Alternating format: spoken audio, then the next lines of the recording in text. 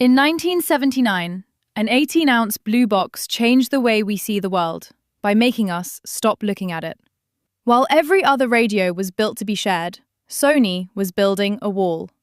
The first Walkman didn't just play music, it let you vanish in public. But here's the secret. Sony was actually terrified of making people antisocial. That's why the original model had 2 headphone jacks and a bright orange Hotline button. Press it, and the music would fade so you could talk to the person next to you without removing your headset. It was designed to be a shared experience. But the world didn't want to share.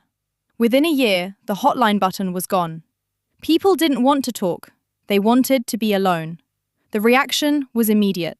Critics called it a danger to the community. In the early 80s, lawmakers even considered banning the devices for pedestrians, fearing a wave of zombie accidents.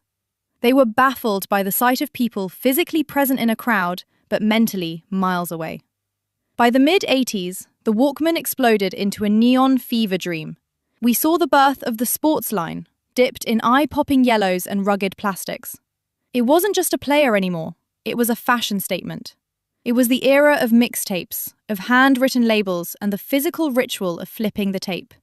We traded the high fidelity of home stereos for the freedom of the sidewalk.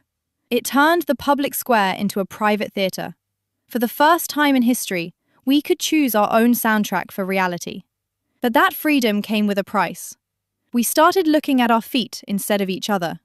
We traded the noise of the city for the silence of our own thoughts. Sound familiar? The social wall was built in 1979, and we've been living behind it ever since. Welcome back to the archive.